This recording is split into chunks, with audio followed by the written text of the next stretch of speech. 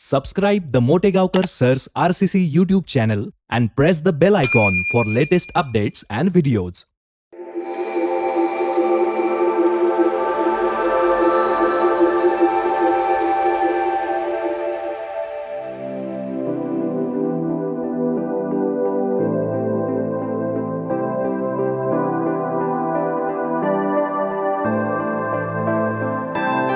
नमस्कार विद्यार्थी मित्रांनो, welcome to the world of chemistry, welcome to RCC. तर बेटा केमिकल कायनेटिक्स या टॉपिकचं सगळं डिस्कशन आपलं कंप्लीट झालंय। सगळे पॉइंट्स आपण एकदम डिटेलमध्ये स्टडी केलेत।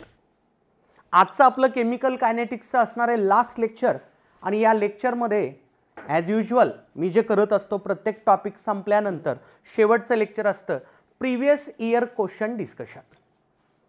हे क्वेश्चन जर एकदा आपल्याला सॉल्व झाले तर तुम्हीच म्हणणार सर केमिकल कायनेटिक्स परफेक्ट झाला। ठीक आहे ना बेटा, नीट असेल किंवा जेई असेल, फक्त नीटच नाही, नीट ॲज वेल ॲज जेई दोन्ही एक्झामचे क्वेश्चन्स आपल्याला डिस्कस करायचे। ठीक आहे, चला बघा पहिला question, the rate constant for a first order reaction is 4.606 into 10⁻³ per second. The time required to reduce 2 gram of reactant to 0.2 gram is. हा क्वेश्चन आहे नीट 2020 चा, म्हणजे मागच्या वर्षीच्या नीटचा हा क्वेश्चन आहे। बघा क्वेश्चन कसा सॉल्व होईल। फर्स्ट ऑर्डर, मी क्वेश्चन मध्ये फर्स्ट ऑर्डर वाचलं, लगेच माझ्या मनामध्ये फॉर्म्युला स्ट्राइक झाला, k equals to 2.303 upon t log A0/80।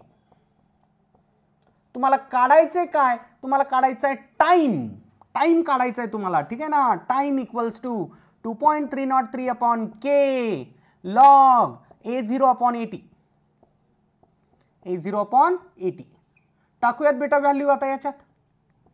ठीक आहे, बघा 2.303 upon rate constant is given, किती दिला बघा rate constant. Rate constant question मध्ये दिलाय 4.606 into 10⁻³ ठीक आहे, log initial amount is 2, 2 gram घेतलं होतं, 2 ग्रामचं 0.2 ग्राम व्हायलं, म्हणजे फायनल अमाउंट आहे, फायनल कॉन्सन्ट्रेशन आहे 2/0.2। ठीक आहे ना, आता बघा इथं 2चा डिव्हिजन होईल। ठीक आहे ना, हाफ आलं 0.5 आलं। ठीक आहे ना, हे इथं कट केला, 0.5 आलं आणि हे परत वर गेलं 10⁻³ 5 into 0.5 into 10⁻³ इंटू, आता बघा हे डिव्हिजन 10 आहे तर लॉग 10, लॉग 10, लॉग 10 माहिती आहे बेटा आपल्याला किती आहे, 1 आहे। 0.5 into 1000 एवढंच होऊन जाईल फक्त, 0.5 into 1000 म्हणजेच किती, 500। युनिट काय असेल, जे रेट कॉन्स्टंटचं युनिट आहे, रेट कॉन्स्टंट मध्ये टाइमचं युनिट पर सेकंड दिसतंय आपल्याला, म्हणजे सेकंड मध्ये तुम्हाला टाइम घ्यायचा आहे। Final answer will be 500 second. बघा बेटा या क्वेश्चन मध्ये लॉग आला ना लॉग, पण बेसिक नॉलेज होतं माझ्याकडे की लॉग 10 इज 1, त्याचा वापर केल्यामुळे हा question without using log table solve झाला। मी जे तुम्हाला सांगत होतो ना की बाबा प्रत्येक नीट किंवा जेई एक्झाम मध्ये लॉगचा क्वेश्चन असतो म्हणजे असतो, तो कुठल्या ना कुठल्या टॉपिक मध्ये विचारला जातो म्हणजे जातोच। ठीक आहे ना, आता मग काही अवघड असतो का, नाही। बघा ना लॉग 10 माहिती आहे ना तुला, एक क्वेश्चन सॉल्व झाला। बघा बेटा हा 4 मार्काचा क्वेश्चन आहे, तरी मी भरपूर वेळ लावला तुमच्या स्टाईलनं सॉल्व करत असताना। मी तर ओरलीच हा क्वेश्चन सॉल्व करू शकतो, ओरली 500 सेकंड याचं फायनल आन्सर, 10 सेकंड टाइम लागला। ठीक आहे, क्वेश्चन सॉल्व करण्यासाठी, आन्सर 500 सेकंड। चला पुढे जाऊयात। परत एकदा हा क्वेश्चन देखील नीट 2020 आहे, म्हणजे केमिकल कायनेटिक्स या टॉपिकवर मागच्या नीटमध्ये 2 क्वेश्चन्स आले होते। क्वेश्चन बघा काय, an increase in the concentration of reactant of a reaction leads to change in। क्वेश्चनचा अर्थ असा, तुम्ही जर कॉन्सन्ट्रेशन वाढवलं रिएक्टंटचं, तुम्ही जर कॉन्सन्ट्रेशन वाढवलं रिएक्टंटचं तर खालीलपैकी कोणती गोष्ट बदलेल। रिएक्टंटचं कॉन्सन्ट्रेशन बदलल्यानंतर या 4 पैकी कोणती गोष्ट बदलेल। हीट ऑफ रिएक्शन म्हणजे डेल्टा एच असतो बेटा, heat of reaction, threshold energy, barrier, तो पिक पॉइंट त्याची एनर्जी, हे असं काढलेलं। ठीक आहे ना, आता समजा ही रिएक्शन मी धरतो एंडो, हे ना इथं हे ही एनर्जी थ्रेशोल्ड एनर्जी, बॅरियरची एनर्जी। ठीक आहे ना, परत कोलिजन फ्रिक्वेन्सी, यस कोलिजन थेरीमध्ये आलेला term, number of collisions taking place per second per unit volume of reaction mixture. एका सेकंदाला 1 लिटरमध्ये होणारे नंबर ऑफ कोलिजन्स म्हणजे काय, कोलिजन फ्रिक्वेन्सी ज्याला आपण झेडनं दाखवलं होतं. आणि चौथं ॲक्टिवेशन एनर्जी. लक्षात घ्या, activation energy of reaction is always constant. ठीक आहे ना, म्हणजे कॉन्सन्ट्रेशन बदलून ॲक्टिवेशन एनर्जी कधीच बदलत नसते. There is no relation between concentration of reactant and activation energy. Activation energy फक्त बदलू शकते कॅटॅलिस्टच्या प्रेझेन्समध्ये. कॅटॅलिस्ट लोअर्स ॲक्टिवेशन एनर्जी, पण कॉन्सन्ट्रेशन ऑफ रिॲक्टंट बदलल्यानंतर ॲक्टिवेशन एनर्जी बदलत नसते. ठीक आहे ना, म्हणजे हे माझं उत्तर नाही. थ्रेशोल्ड एनर्जी पण कॉन्स्टंट टर्म असतो बेटा, कॉन्स्टंट टर्म असतो थ्रेशोल्ड एनर्जी देखील, म्हणजे कॉन्सन्ट्रेशन ऑफ रिॲक्टंट बरोबर त्याचा काही संबंध नाही. ठीक आहे ना. Heat of reaction is also constant term. तुमच्या या क्वेश्चनचा आन्सर येणार आहे बेटा कोलिजन फ्रिक्वेन्सी. कस काय सर? अरे कॉमन सेन्स वापरू आपण. बघा, तुम्ही कॉन्सन्ट्रेशन ऑफ रिॲक्टंट वाढवलं, नंबर ऑफ कोलिजन्स ऑटोमॅटिकली वाढतील. कॉन्सन्ट्रेशन ऑफ रिॲक्टंट वाढवलं, रिॲक्टंटचं अमाऊंट वाढवलं, रिॲक्टंटचे मॉलिक्युल्स वाढले, रिॲक्टंटचे मॉलिक्युल्स वाढले, त्यांच्यामध्ये झालेली टक्कर वाढेल, कोलिजन फ्रिक्वेन्सी ऑटोमॅटिकली वाढून जाईल. एका सेकंदाला होणारे कोलिजन्स नक्कीच वाढतील जेव्हा तुम्ही रिॲक्टंटचं कॉन्सन्ट्रेशन वाढवता. म्हणून या क्वेश्चनचा आन्सर काय येतो बेटा, कोलिजन फ्रिक्वेन्सी. म्हणजे 2 क्वेश्चन आले होते, एक साधा न्यूमरिकल होता आणि एक थेरीचा क्वेश्चन होता. किती साधा आहे रे. झाले ना, मिळाले 8 मार्क. 8 मार्क. ठीक आहे ना, झाले का नाही दोन्ही क्वेश्चन सॉल्व? यस, नोट करा बेटा. पुढचा क्वेश्चन पहा. हा क्वेश्चन जेई 2020 मध्ये आलेला, मागच्या वर्षीच्या जेई मध्ये आलेला question. For the reaction 2a + 3b + 3/2c giving 3p, product आहे 3p, which statement is correct. या रिॲक्शनसाठी यापैकी कोणतं करेक्ट असेल? आता हे सिम्बॉल वेगळेच वाटतायत सर, Na, Nb, Nc. बेटा वेगळं काहीच नाहीये, मोल्स आहेत ते. Na moles of A, Nb moles of B, Nc moles of C. Concentration, साध्या भाषेत ते कॉन्सन्ट्रेशन पकडा तुम्ही.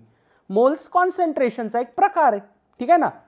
या क्वेश्चनला सॉल्व्ह करण्यासाठी आपण जे रेटचे एक्सप्रेशन लिहितो तीच मेथड इथं पण यूज करायची आहे. या रिॲक्शनचा रेट कसा लिहिणार आहे बाबा? Rate of reaction equals to बघा आपल्या मेथडनं काय -1/2 dA/dt -1/2 dA/dt equals to -1/3 dB/dt equal to -1/3/2 1/3/2 correct dC/dt. ठीक आहे. प्रोडक्टला मी घेत नाहीये कारण ऑप्शन मध्ये कुठंच प्रोडक्टचं काम नाहीये, पीचं कुठंच काम नाहीये. ठीक आहे ना. आता याला आपण असं लिहू शकतो बघा, -1/2 कॉन्सन्ट्रेशन ऑफ ए ला मी म्हणालो मोल्स ऑफ ए, काही बिघडणार नाही, dNA/dt इक्वल्स टू -1/3 dNB/dt. आता याला शिफ्ट करतो मी या 2 ला वर, -2/3 dNc/dt. कॉन्सन्ट्रेशनला फक्त सिम्बॉल बदललाय आपण मोल फॉर्म मध्ये. ठीक आहे ना. सगळीकडचं मायनस कट करून टाका. Therefore I can write 1/2 dNA/dt equals to 1/3 dNB/dt equal to 2/3 dNc/dt. Okay. आता मला ऑप्शन जर चेक करायचं झालं, कुठल्याच ऑप्शन मध्ये 1/2 dNA/dt दिसत नाहीये, म्हणून मी काय करणार, या 2 ला इकडे शिफ्ट करणार. आता हा 2 इकडे जेव्हा तुम्ही शिफ्ट करणार इकडं, तो इथं पण मल्टिप्लाय होईल ॲज वेल ॲज इथं पण मल्टिप्लाय होईल, कारण हे याला पण इक्वल आहे आणि याला पण इक्वल आहे. फक्त एकाच ठिकाणी तो 2 जाणार नाही, या टर्मला पण 2 अटॅच होईल आणि या टर्मला देखील तो 2 अटॅच होईल. म्हणजे हे असं म्हणावं लागेल dNA/dt इक्वल्स टू dNB/dt. पण हे 2 इकडं आलेलं लिहितो मी 2/3, हे 2 वर आलं. ठीक आहे ना. सिमिलरली हा 2 इथं पण जाईल 4/3 dNc/dt 4/3 dNc/dt. ठीक आहे ना. बघा आहे का नाही असं ऑप्शन? सर आहे ऑप्शन 3. झालं फायनल आन्सर. किती सोपा क्वेश्चन आहे, फक्त कॉन्सन्ट्रेशनच्या जागी मोल आणले, दॅट्स इट. नोट करा. पहा बेटा पुढचा क्वेश्चन हा देखील जेई एक्झाम मध्येच आलेला क्वेश्चन आहे. Okay. In the following reaction X A giving Y B, एक त्यांनी एक्सप्रेशन दिले असं, log to the base 10 of minus dA upon dt equals to log to the base 10 of dB upon dt plus 0.3010. या reaction साठी दिलेलं एक expression. आपल्याला ए आणि बी कोण असतील याचा अंदाज लावायचा आहे. ठीक आहे ना. हे ए आणि बी हे रिॲक्टंट्स कोण, हा रिॲक्टंट ए आणि प्रोडक्ट बी कोण असेल त्याचा आपल्याला विचार करायचा आहे. मी ऑप्शन्स लिहिलेले आहेत. ठीक आहे. म्हणलं तर क्वेश्चन खूप साधा आहे जर तुला लॉगचं थोडंसं बेसिक नॉलेज आलेलं असेल तर. ठीक आहे. चला बघा काय करतोय बघा. इथं लिहितोय मी solution. X A giving Y B. ठीक आहे ना. X A giving Y B या पर्टिक्युलर इक्वेशनला आपण रेटचा फॉर्म्युला अप्लाय करतो. Rate of reaction equals to, rate of reaction equals to I can write -1/x dA upon dt equals to +1/y dB upon dt, dB upon dt. ठीक आहे ना. Reciprocal जे करतो आपण रेट एक्सप्रेशन मध्ये तेच केलं मी. ठीक आहे. आता याला मी असं लिहू शकतो therefore -dA upon dt equals to dB upon dt multiplied by x/y लिहिता येईल असं. हा x तिकडे शिफ्ट केला. आता काय करूयात आपण या पर्टिक्युलर इक्वेशनला दोन्ही बाजूला लॉग अप्लाय करूयात. कॉसवर लॉग आणताय बेटा, इथं लॉग दिलाय म्हणून. ठीक आहे. Taking log on both side, taking log on both sides, दोन्ही बाजूला जर आपण लॉग अप्लाय केला पहा काय होतं. ठीक आहे ना. लॉग आपण जो लॉग घेत असतो त्याचा बेस 10च असतो बेटा automatically. log to the base 10 of -dA upon dt. ठीक आहे. इक्वल्स टू दोन नंबरचा गुणाकार आहे. मी सांगितलंय तुम्हाला जर दोन संख्यांचा गुणाकार असेल तर तुम्ही त्यांच्या लॉगची बेरीज करू शकता. इथं गुणाकार असल्यामुळे तुम्ही या दोघांच्या लॉगची बेरीज करू शकता. So I can right log to the base 10 of dB upon dt, dB upon dt plus log x/y. काय केलं बघा रे, या इक्वेशनला मी दोन्ही बाजूला लॉग आणला पण इथं गुणाकार असल्यामुळे त्यांच्या लॉगची बेरीज झाली. That's it. ठीक आहे. आता काय करा बघा. Comparing this equation, comparing this equation with given equation, with given equation, त्यांनी जे इक्वेशन दिले ना सुरुवातीला त्याच्याबरोबर आपण याला कंपेअर करू. म्हणजे याच्याबरोबर आपल्याला काय करायचं बघा. हे इक्वेशन याच्याबरोबर कंपेअर करायचं. आता बघा कंपॅरिझन कसं. log to the base 10 -dA upon dt इथं दिसायला, इथं पण दिसायला. log to the base 10 dB upon dt इथं दिसायला, इथं पण दिसायला. log x/y दिसायला, इथं काय दिसायला +0.3010. ठीक आहे ना. हे सारखं झालं, हे सारखं झालं. ऑटोमॅटिकली मी म्हणू शकतो log x/y is 0.3010. therefore what I can write, therefore I can write log xy equals to 0.3010. log x/y equals to 0.3010. ठीक आहे. आता बघा बेटा log x/y equals to 0.3010 हा नंबर कुठंतरी बघितल्यासारखा वाटत असावा. It is log 2. हा कोण आहे, हा log 2 आहे. बघा बेटा log 2. जर दोन्ही बाजूला असा log शब्द दिसत असेल तर तुम्ही त्याला कट करू शकता. ठीक आहे. So x/y equals to 2. this implies x is twice of y. x is twice of y. x हा y पेक्षा ट्वाइस आहे म्हणजेच मी म्हणू शकतो therefore coefficient of a coefficient of A is twice than coefficient of बी.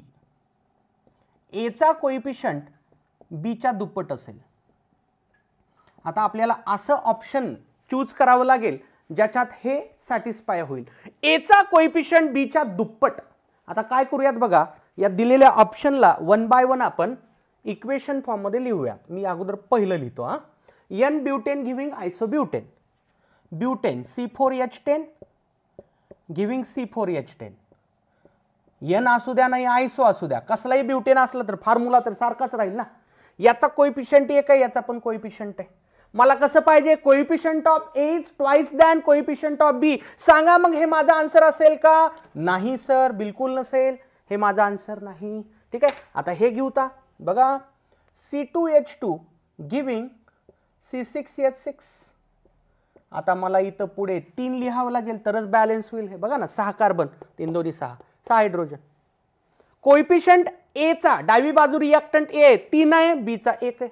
आपल्याला कसा पाहिजे, coefficient of A is twice than coefficient of B. झालं का इथं तसं? ए चा कोइफिशियंट तर तिप्पट यायला बी पेक्षा, आपल्याला दुप्पट पाहिजे, म्हणून हे देखील आपला आन्सर नाही. ठीक आहे ना. पुढचं चेक करू आता. C2H4 आणि C4H8 बघा. C2H4 आणि C4H8 बघा.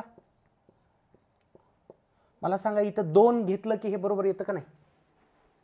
येतं का नाही? बघ, 4 कार्बन 8 हायड्रोजन. आपल्याला हेच तर पाहिजे होतं. Coefficient of A is twice than coefficient of B. हा आपला रिएक्टंट ए आहे, हा प्रोडक्ट बी आहे. ए चा कोइफिशियंट डबल आहे, कशापेक्षा? बी पेक्षा. ठीक आहे ना, म्हणून माझं आन्सर झालं हे, म्हणजे ऑप्शन 3. सर चौथं करा की हो. चल बेटा, चौथं करू शकतो, नो इश्यू. बघ, या चौथ्याला मी कसं लिहिणार? N2O4 giving what? NO2. याला बॅलन्स करण्यासाठी बेटा इकडं 2 येईल. हे उलटं व्हायला, आपल्याला जसं पाहिजे त्याच्या उलटं व्हायला. ए चा कोइफिशियंट दुप्पट पाहिजे होता बी पेक्षा, इथं बी चा कोइफिशियंट दुप्पट यायला ए पेक्षा. हे पण आपलं आन्सर असू शकत नाही. Your answer will be option 3. भारी आहे ना क्वेश्चन बेटा. लक्षात घ्या, जेई एक्झाम नक्कीच नीट एक्झाम पेक्षा थोडंसं वरच्या लेवलची आहे. थोडंसं म्हणण्यापेक्षा दुप्पट तिप्पट तरी कमीत कमी. जेईचे क्वेश्चन सिंगल थॉट मध्ये सॉल्व्ह होत नाहीत रे बाबा, बरंच त्याच्यात नॉलेज आणावं लागतं. नीट भुरटी एक्झाम आहे. होय, खरंच बोलतोय, भुरटी एक्झाम आहे. प्रोव्हाइडेड जेवढं सांगितलंय तेवढं व्यवस्थित स्टडी केलं तर एकदम साधे क्वेश्चन नीटमध्ये येतात. जेई मध्ये असे क्वेश्चन असतात. वेळ पण जास्त लागला. जेवढा नीटचा क्वेश्चन सॉल्व्ह करायला वेळ लागतो त्याच्यापेक्षा डबल वेळ जेई क्वेश्चन साठी लागतो. बघा, नोट करा.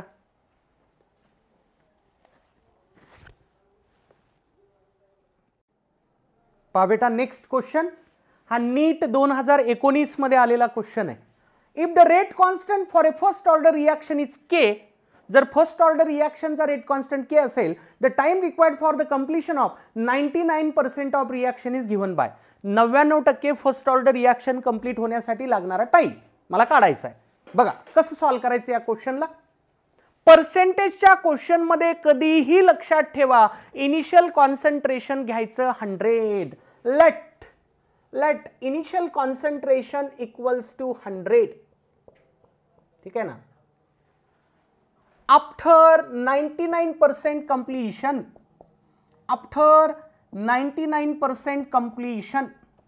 रिएक्शन 99% कंप्लीट झाली असं म्हणलं. ठीक आहे ना. हे रिमेनिंग कॉन्सन्ट्रेशन असतं बेटा रिएक्टंटचं, उरलेलं कॉन्सन्ट्रेशन. 80 म्हणजे शिल्लक राहिलेलं कॉन्सन्ट्रेशन. 80 किती राहील रे बाबा? 100 मायनस 99 1. सुरुवात केली होती 100 पासून, शिल्लक राहिलं 1. ठीक आहे. आता घ्या केचं expression. K equals to 2.303 upon T log A0 upon 80. ठीक आहे ना बेटा. आपल्याला काढायचं आहे टाइम. टीचं एक्सप्रेशन तयार करू. T equals to 2.303 upon K log A0 upon 80. Log A0 upon 80 टाकूयात. आता याच्यात व्हॅल्यू लगेच आन्सर मिळून जाईल. व्हॅल्यू म्हणजे इथं काही विशेष करायचंच नाहीये. डायरेक्ट एवढंच आहे 2.303 upon K log initial concentration किती आहे धरले आपण 100 फायनल आहे 1 हे लॉग 100 झालं बेटा मी सांगितलंय 1च्या पुढे जेवढे शून्य असतात तेवढा त्याचा लॉग असतो 100चा लॉग किती आहे 2 1000चा लॉग आहे 3 10चा लॉग आहे 1 लाईक दॅट ठीक आहे ना याचा लॉग येतो 2 so this will be 2.303 into log 100 is 2 upon K किती यायला बेटा हे 4.606 अपॉन के 4.606 अपॉन के बघ रे बेटा बघ आहे ऑप्शन सी तरी मी खूप निवांत सॉल्व केला क्वेश्चन एकदा प्रॅक्टिस झाली ना बेटा तुमचं तर रक्त असं सळसळतं एकदम तरुण आहात तुम्ही आहात ना तरुण ठीक आहे ना तुम्हाला तर 10 सेकंदात सॉल्व होते क्वेश्चन नोट करा पहा बेटा next question again this question is of JEE exam ठीक है NO2 required for the reaction is produced by the decomposition of N2O5 in CCl4 as per the equation. NO2 कुठेतरी लागणार आहे तो N2O5 च्या डिकम्पोजिशन मधून तयार केला जातो N2O5 च्या डिकम्पोजिशनची रिएक्शन दिली आहे क्वेश्चन बघा काय initial concentration of N2O5 is 3 mol per liter and it is 2.75 mol per liter after 30 minutes. Question आहे rate of formation of NO2 is data दिला N2O5 चा डेटा दिला N2O5 चा आणि कॅल्क्युलेशन करायचंय rate of formation of NO2 चं ठीक आहे ना चला बघा कसं सॉल्व करायचं क्वेश्चनला काय काढायचं ते लिहूत अगोदर plus dNO2 upon dt rate of formation of NO2 चा अर्थ बेटा हा हे तुम्हाला काढायचंय कसं काढायचं सर बेटा आपण काय करूयात या रिएक्शनचं रेट एक्सप्रेशन त्याचा वापर करूयात बघा rate of reaction equals to rate of reaction equals to बघा याला कसं लिहिता येईल असं लिहिता येईल -1/2 dN2O5 upon dt dN2O5 upon dt equals two plus 1/4 dNO2 upon dt ठीक आहे O2 ला मी कन्सिडरच करणार नाहीये कारण O2 चं काही क्वेश्चन मध्ये कामच नाहीये ज्याचं काम नाही त्याचा विचार करण्याची काही गरज नाही किंवा लिहू वाटलं लिहा मग एखाद्याला आवडच असते लिहिण्याची प्लस dO2 अपॉन dt लिही पण त्याचा वापर कॅल्क्युलेशन मध्ये काही होणार नाही आता बघा मी स्ट्रॅटेजी सांगतो क्वेश्चन सॉल्व करण्याची आपल्याला काढायचं हे dNO2 अपॉन dt आपण काय करूयात या 4 ला इकडे शिफ्ट करूयात आणि हे फाइंड करूयात इनडायरेक्टली तेच निघाला असा त्याचा अर्थ होईल therefore plus dNO2 upon dt plus dNO2 upon dt equals to मी या 4 ला इकडे शिफ्ट करतो -4/2 dN2O5 upon dt dN2O5 upon dt ठीक आहे आता इथं व्हॅल्यू टाका आन्सर मिळून जाईल 4/2 म्हणजे हे झालं बेटा 2 -2 dN2O5 म्हणजे change in concentration of N2O5 change in concentration कसं काढायचं रे फायनल मायनस इनिशियल बघा फायनल कॉन्सन्ट्रेशन आहे 2.75 इनिशियल आहे 3 so I can right 2.75 - 3 divided by time interval dt किती आहे 30 मिनिट ठीक आहे आता बघा 2.75 - 3 करा हे होईल -2 इंटू -0.25 बरोबर आहे डिवाइडेड बाय 30 मिनिट्स हे झालं बेटा plus rate is always positive आणि येतोय तो पॉझिटिव्ह ठीक आहे ना 0.50 अपॉन 30 0.50 अपॉन 30 किंवा याला असं लिहिता येतं 0.50 च्या ऐवजी मी लिहितो 50 इंटू 10⁻⁻² अपॉन 30 आता हे एवढं सॉल्व करा 5/3 1.67 इंटू 10⁻⁻² हे झालं तुमचं फायनल आन्सर तसं पाहिलं तर क्वेश्चन काही अवघड नव्हता ठीक आहे ना बेटा आपल्याला dNO2 अपॉन dt काढायचं हे कळलं पाहिजे rate of formation of NO2 काढायचा होता आपण रेट इक्वेशनची हेल्प घेऊन त्याला सॉल्व केला नोट करा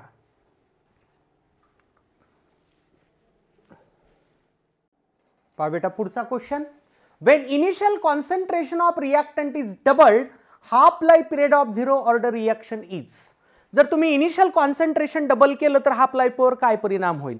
सर एवढा साधा प्रश्न असतो का? बेटा आलेला क्वेश्चन आहे हा, ठीक आहे, म्हणतोय म्हणून नाही, तुम्ही चेक करा. नीट 2018 मध्ये हा क्वेश्चन आला होता, 2018 मध्ये हा क्वेश्चन आलेला आहे, ठीक आहे ना.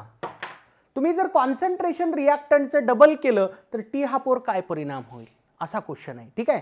बघा काय करायचं बेटा, हा क्वेश्चन सॉल्व्ह करण्यासाठी दोन टेक्निक आहेत.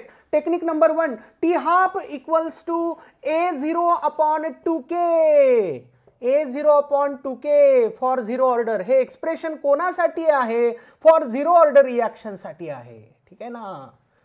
झिरो ऑर्डर रिॲक्शन साठीचं एक्सप्रेशन आहे आणि मी हे प्रूव्ह करून दाखवलंय.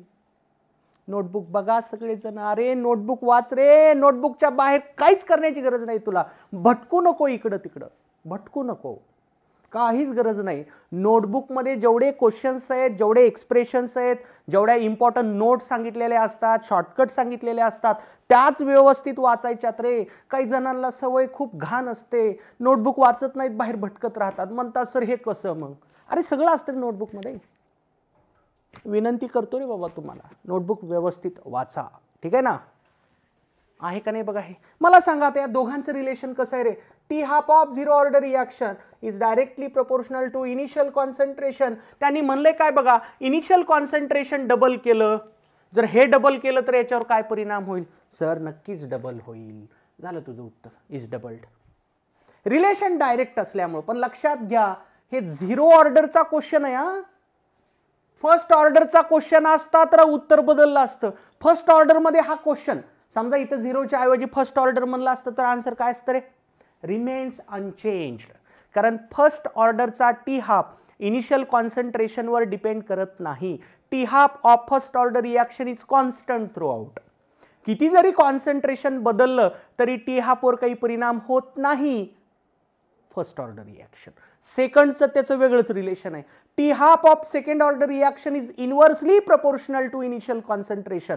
म्हणजे समजा हाच क्वेश्चन जर इथं सेकंड ऑर्डर असतं तर त्याचं उत्तर परत बदललं असतं, इज हाफ आलं असतं. कारण तुम्ही कॉन्सन्ट्रेशन डबल केलं की टी हाफ अर्धा होईल. कारण सेकंड ऑर्डरसाठी टी हाफ आणि इनिशियल कॉन्सन्ट्रेशनचं रिलेशन इनव्हर्स आहे. आलं का लक्षात सगळ्यांच्या? झिरो ऑर्डरचा क्वेश्चन आहे म्हणून उत्तर यायला डबल. ही झाली एक मेथड. समजा हे इक्वेशन विसरलंय सर माझ्याकडून, मग मी काय करू सर? बेटा हे एक सांगितलंय तुला, टी हाफ इज डायरेक्टली हे कोणत्याही ऑर्डरला जमतंय, a⁻⁻1 n. n is order of reaction, n is order of reaction, ठीक आहे ना. आणि हे जे ए आहे ते इनिशियल कॉन्सन्ट्रेशनचं दुसरं सिम्बॉल. इनिशियल कॉन्सन्ट्रेशनला A0 म्हणा नाही ए म्हणा, काही बिघडत नाही. आता बघा, when n equal to 0, order जर 0 धरली, T half proportional to 1 - 0 1 only A. समजा हे येत नाही हे तर लक्षात ठेव, हे कोणत्याही ऑर्डरला जमतंय. समजा फर्स्ट ऑर्डर असेल, इथं n एक टाक, 1 - 1 0, एचा पॉवर 0 म्हणजे एच गायब झाला. T half of first order reaction is independent of initial concentration of reactant. समजा सेकंड ऑर्डरचा क्वेश्चन असता, इथं 2 टाकलं असतं, 1 - 2, रिझल्ट आला असता -1, एचा पॉवर -1 आहे, 1/a 1/a 1/a. T half आणि एचं रिलेशन इनव्हर्स झालं असतं. खूप सोपं आहे बेटा, खूपच सोपं आहे, ठीक आहे ना. T half directly proportional to A result आला. तुम्ही हे डबल केलं, हे पण डबल होईल. Answer is doubled. नोट करा. नेक्स्ट क्वेश्चन, हा नीट 2017 मध्ये आलेला क्वेश्चन आहे. Mechanism of a hypothetical reaction is given x2 + y2 giving 2xy is given below. 3 steps दिलेले आहेत, फास्ट स्टेप, स्लो स्टेप आणि परत एक फास्ट स्टेप. क्वेश्चन आहे order of reaction will be. This question belongs to mechanism of a reaction point. Mechanism of reaction या पॉइंटचा हा question आहे, ठीक आहे ना. अशा क्वेश्चनला सॉल्व्ह करण्याची स्ट्रॅटेजी माहिती असावी सगळ्यांना. आपल्याला काय करावं लागतं अशा क्वेश्चनमध्ये? स्लोवेस्ट स्टेपकडे जायचं आहे आपल्याला अगोदर, ठीक आहे ना. फ्रॉम स्लोवेस्ट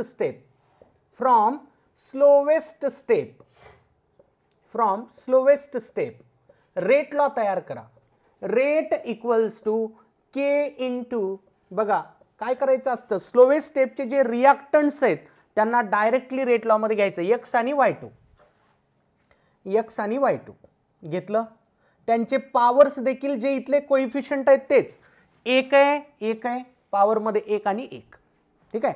आता बघायचं तुम्ही हा जो रेट लॉ तयार केलाय with the help of slowest step, याच्यात कुणी इंटरमिडिएट आहे का नाही? ठीक आहे. इंटरमिडिएट कशाला म्हणतात सर? बेटा जो नेट रिॲक्शन मध्ये नसतो, बघा ही नेट रिॲक्शन दिली, याच्यात जो नसतो त्याला इंटरमिडिएट म्हणायचं. बघा इथं आलाय का तसा स्पेसिस? यस आला. एक्स एक्स याच्यात आहे का रे कुठं? Direct x. सॉरी तो एक्स आहे की म्हणणार, फक्त एक्स दिसायला का तुला कुठं? नाही. So I can say that x is intermediate. X is intermediate. आता त्या इंटरमिडिएटला तुम्हाला इलिमिनेट करावं लागेल. ठीक आहे ना. आता तो इलिमिनेट कसा करायचा? मग माझ्याकडे दुसऱ्या 2 स्टेप दिलेल्या असतात, याचा वापर करा, एक्स इलिमिनेट होऊन जाईल. देअरफॉर फ्रॉम स्टेप 1 तिथं इक्विलिब्रियम कॉन्स्टंटचा वापर करायचा ठरलं होतं आपलं. From step 1 what I can write? Equilibrium constant equals to concentration of X into concentration of X, 2 X दिसत आहेत तिथं, divided by concentration of x2. Concentration of x2. ठीक आहे. So I can write concentration of X square equals to equilibrium constant into concentration of x2. So what you can write? Concentration of x equals to equilibrium constant raise to power half. हा 2 इकडे shift केला म्हणजे power half होईल. x2 raise to power half. आता ही जी x ची value आली बेटा, त्याला आपल्या या रेट लॉ मध्ये टाका. Therefore your rate law will be rate equals to k into concentration of x काढलेलं टाकतोय मी, k EQ raise to power half, concentration of x2 raise to power half. हे झालं इथपर्यंत, आणि हे पुढचं कॉन्सन्ट्रेशन ऑफ y2. ठीक आहे. आता बघा हा एक कॉन्स्टंट आहे, हा दुसरा कॉन्स्टंट आहे, 2 कॉन्स्टंटचा गुणाकार एक तिसरा कॉन्स्टंट, याला मी म्हणतो k dash. k dash x2 raise to power half, y2 raise to power 1, y2 raise to power 1. आता याची ऑर्डर काढायची तुम्हाला बेटा. देअरफॉर ऑर्डर ऑफ रिॲक्शन काय येईल बघा? पॉवरची बेरीज करा बेटा. बघा हाफ आणि 1, हाफ प्लस 1 किती येईल रे बेटा? 3/2 म्हणजे 1.5 आहे बघा तसं ऑप्शन. 1.5 ऑप्शन दिसतंय सगळ्यांना, ऑप्शन सी. असे क्वेश्चन मेकॅनिझमशी कनेक्टेड सॉल्व्ह करण्याची जी टेक्निक तुम्हाला सांगितली होती त्याचा वापर करायचा असतो. काय करतात? स्लोएस्ट स्टेपवरून रेट लॉ तयार करा. तुम्ही तयार केलेल्या रेट लॉ मध्ये कुणी इंटरमिडिएट आलाय का बघा?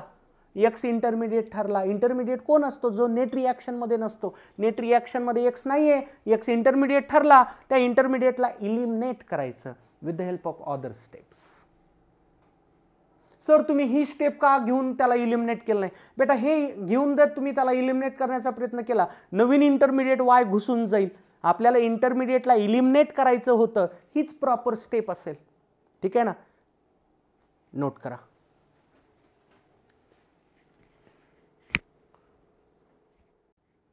पहा बेटा next question is of JEE exam. For a reaction A giving products A plot of log t half versus log A0. log t half आणि log A0 या दोघांमध्ये ग्राफ तयार करण्यात आला. तो ग्राफ दिलाय आपल्याला. If the initial concentration of A is represented by A0, the order of reaction is. Option बघा 1 0 2 3. कसं करायचं सर? याच्यात काही कॅल्क्युलेशन नाही, काही नाही.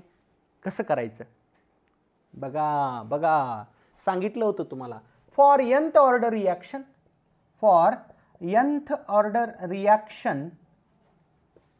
T half is directly proportional to initial concentration raised to power 1 minus n. मगा देखील मी एका क्वेश्चन मध्ये सांगितलं होतं हे. T half इक्वल्स टू काहीतरी कॉन्स्टंट घेऊयात आपण. समजा k घेतला मी, प्रोपोर्शनॅलिटी कॉन्स्टंट असं लिहिता येईल मला. आता मी काय करतोय, या इक्वेशनला दोन्ही बाजूला लॉग अप्लाय करतोय. Log T half equals to, लॉगची प्रॉपर्टी गुणाकार असेल तर बेरीज log K plus log A0 raise to power 1 minus n. ठीक आहे. Log T half equals to आता हे लॉग के पर्पजफुली पलीकडे लिहिणार आहे मी हा जो कोएफिशियंट सॉरी जो पॉवर आहे त्याला कोएफिशियंट करता येतं 1 minus n log a0 plus log K जो पॉवर आहे त्याला कोएफिशियंट केलं ठीक आहे. Now compare this with straight line equation y equal to mx plus c. अर्थ असा निघतो की जर समजा तुम्ही लॉग टी हाफ घेतलं y ॲक्सिसला लॉग a0 घेतलं x ॲक्सिसला तर तुमचा जो स्लोप असेल स्लोप म्हणजे काय रे m slope m will be 1 minus n 1 minus n माझा स्लोप असेल ठीक आहे ना. बघा ना जे म्हणलं तेच झालं का नाही. लॉग टी हाफ y ॲक्सिसला घेतला लॉग a0 x ॲक्सिसला घेतला ग्राफ काढल्यानंतर जो स्लोप आहे तो मिळाला 1 मायनस n. आता आपल्याला जो ग्राफ दिलाय याचा स्लोप आपण काढूयात ठीक आहे. बघा देअरफॉर स्लोप इक्वल्स टू बेटा स्लोपचा एक आणखी फॉर्म्युला आहे टॅन थीटा. लक्षात ठेवा स्लोपचा आणखी एक फॉर्म्युला असतो टॅन थीटा. आता इथं थीटा बघा 45 डिग्री दिसायला slope equals to tan 45. Tan 45 degree किती असतो रे 1 असतो. Tan 45 is 1 therefore it is 1 slope is 1. हा पण स्लोपच आहे therefore I can say that 1 minus n equals to 1. 1 minus n equal to 1 यायलं देअरफॉर n इज 0. n 0 घेतल्याशिवाय हे इक्वेशन सॅटिस्फाय होत नाही. सो ऑर्डर ऑफ रिएक्शन हे तर सुरुवातीलाच घेतले आपण n is order of reaction काय येईल रे बाबा 0 काय येईल 0. हा जेईचा क्वेश्चन आहे भारी आहे ना क्वेश्चन ठीक आहे ना. काय केलं बघा या इक्वेशनला दोन्ही बाजूला लॉग अप्लाय केला आणि ग्राफ पर्यंत मी पोहोचण्याचा प्रयत्न केला आणि त्यांनी जो सांगितला तसाच ग्राफ आपण कन्सिडर केला. y ॲक्सिसला लॉग टी हाफ x ॲक्सिसला लॉग a0 असं लक्षात आलं की याचा स्लोप निघतो 1 मायनस n. मग आपण स्लोप काढण्याचा प्रयत्न केला with the help of 45 degree. हे दिले तुम्हाला theta tan 45 1. Answer is 0 order reaction. Note करा. पहा बेटा next question. For a reaction consider the plot of ln versus 1/t. Natural log of k आणि 1/t या दोघांमधला एक ग्राफ आपल्याला दिलाय ठीक आहे. क्वेश्चन काय बघा. If the rate constant of this reaction at 400 kelvin is 10⁻⁵ then rate constant at 500 kelvin is. जर रेट कॉन्स्टंट 400 केल्विन टेम्परेचर असतानाचा 10⁻⁵ आहे तर 500 केल्विन असतानाचा किती. कसं बघा बघा बघा बघा सोपा क्वेश्चन आहे एकदम. मी तुम्हाला असा ग्राफ सांगितलाय बेटा ln versus 1/t. ln versus 1/t हा जो ग्राफ असतो ना बेटा याचा स्लोप तुम्हाला लक्षात ठेवायचा आहे मायनस e/r. काय मायनस e/r ठीक आहे. आता ही व्हॅल्यू तुम्हाला ऑलरेडी दिली आहे किती -4606 -4606 ठीक आहे.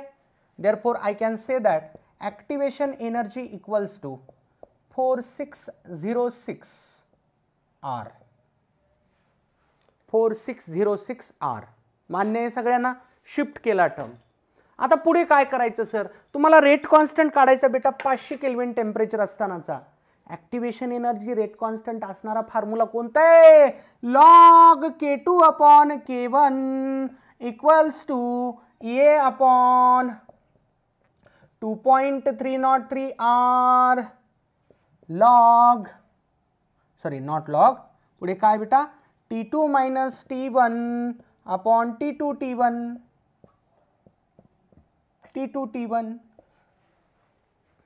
ठीक आहे. आपल्याला K2 काढायचा आहे 500 केल्विन म्हणजे T2 धरा मोठं टेम्परेचर T2 ऑलवेज. K2 काढायचा K1 दिलेला आहे बघा. आता याला लॉग K2 काढायचा आहे किंवा याला असंच ठेवू आपण शेवटपर्यंत इकडची बाजू सॉल्व्ह करून घेऊ काम थोडंसं हलकं होईल. E किती आहे बाबा 4606 R डिवायडेड बाय 2.303. इथं व्हॅल्यू टाका T2 आणि T1च्या. T2 किती आहे तुझं 500 केल्विन, T1 किती आहे तुझं 400 kelvin, divided by 500 into 400, 500 into 400. याला आता सॉल्व करूयात. बघा हे डिव्हिजन जर केलं आपण, हे येतं किती येतं 2000. करून बघा सगळेजण, 2000 येतं. यानं याला डिवाइड करा, बरोबर 2000चं परफेक्ट डिव्हिजन बसतं. आर इथं एक आर आहे आणि इथं खाली एक आर आहे, बरोबर आहे. हे आर कट करा, आर कट झाला, ठीक आहे ना. आता हे राहतं log K2 upon K1, log K2 upon K1 equals to, बघा हे 2000. आता बघा हे इथून येणार 100 डिवायडेड बाय हे बघा 5420 आणि त्याच्या पुढे हे 0 4, 1 2 3 4.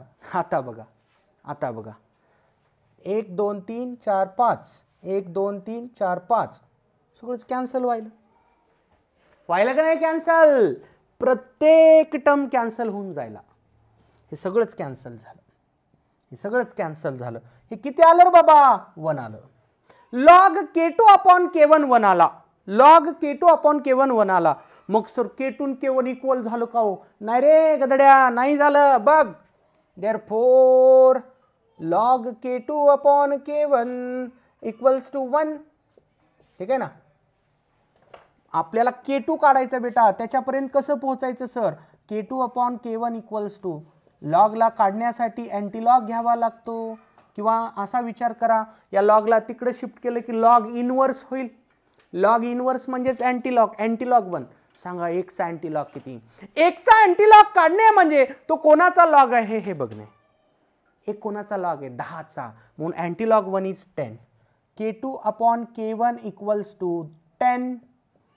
K2 equals to 10 K1, 10 into K1 दिलाय क्वेश्चन मध्ये 10⁻⁻5. किती आलं रे उत्तर तुझं? 10⁻⁻4. बघा भारी क्वेश्चन आहे. जेई एक्झाम मध्ये खूप भारी क्वेश्चन येतात बेटा, ठीक आहे ना. तुम्हाला हा टॉपिक परफेक्ट करायचा झाला बेटा, थोडंसं ग्राफिकल नॉलेज असावंच लागेल. लॉगॅरिथमचे काही कॉमन रूल्स माहितीच पाहिजेत, काही फिक्स व्हॅल्यू सांगितलेले आहेत त्या लक्षात ठेवाव्याच लागतील, ठीक आहे ना. चला नोट करा फटाफट. पहा पुढचा क्वेश्चन. हा क्वेश्चन मला बऱ्याच स्टुडंटनी विचारला होता डाऊट म्हणून, ठीक आहे. खूप भारी क्वेश्चन आहे. हा देखील आलेलाच क्वेश्चन आहे प्रिव्हियस एक्झाम्स मध्ये. If EA equal to 0, energy of activation is 0, then delta H of reaction will be. जर ऍक्टिव्हेशन एनर्जी 0 असेल तर डेल्टा H कसा असेल? Whether greater than 0, less than 0, equal to 0, or we can not predict from this given data. आपण prediction करूच शकत नाही की बाबा डेल्टा H कसा असेल. डेल्टा H म्हणजे एनर्जी चेंज त्या रिॲक्शनचा. बघा अशा क्वेश्चनला, ऍक्टिव्हेशन एनर्जीच्या क्वेश्चनला बेटा ग्राफ ड्रॉ करूनच सॉल्व करत चला, मिस्टेक होत नाही. बघ रे बाबा, बघ इकडे काय घ्यायचं? एनर्जी. इकडे काय घ्यायचं? Progress of reaction. ठीक आहे, टाइम म्हणायला हरकत नाही. Progress of reaction. आता त्यांनी जे म्हणलंय ते आपण अप्लाय करू. Activation energy 0. ऍक्टिव्हेशन एनर्जी म्हणजे काय असतं रे बेटा? रिॲक्टंट. बघा एक्झो मध्ये असा ग्राफ काढला होता आपण, एक्झो मध्ये असा, ठीक आहे ना. हे असं केलं होतं आणि एवढ्या एनर्जीला काय म्हणलं होतं? Activation energy. रिॲक्टंटला हा डोंगर क्रॉस करायचा आहे तर त्याला जेवढी एनर्जी ॲब्झॉर्ब करावी लागेल दॅट इज ऍक्टिव्हेशन एनर्जी. हे एक्झो मध्ये होतं आणि एंडो मध्ये असं उलट होतं, हे असं, हे असं. ही याला म्हणलं होतं आपण ऍक्टिव्हेशन एनर्जी, बरोबर आहे. आता इथे ऍक्टिव्हेशन एनर्जी डायरेक्टली 0 म्हणलंय, डायरेक्टली 0. मग सर कसं हो बेटा? ऍक्टिव्हेशन एनर्जी 0 आहे म्हणजे डोंगरच नाही, एनर्जी बॅरियरच नाही. मग सर कसं हो बेटा? इथं जर मी रिॲक्टंट घेतला, याच लाईन मध्ये मला पुढे प्रॉडक्ट घ्यावं लागेल, कारण ऍक्टिव्हेशन एनर्जी 0. लक्षात घ्या, ऍक्टिव्हेशन एनर्जी 0 म्हणजे तो वरचा डोंगरच नाही. रिॲक्टंट आणि प्रोडक्ट एका लाईन मध्येच काढावे लागतील. जर रिॲक्टंट आणि प्रोडक्ट एका लाईन मध्ये काढले, energy of reactant will be energy of product, energy of reactant equal to energy of product, therefore delta H will be equal to 0. लक्षात ठेवा, ऍक्टिव्हेशन एनर्जी 0 म्हणजे energy barrier is absent. No energy barrier, no energy barrier. Energy बॅरियरच नाहीये, डोंगरच नाहीये, direct line मध्येच reactant product.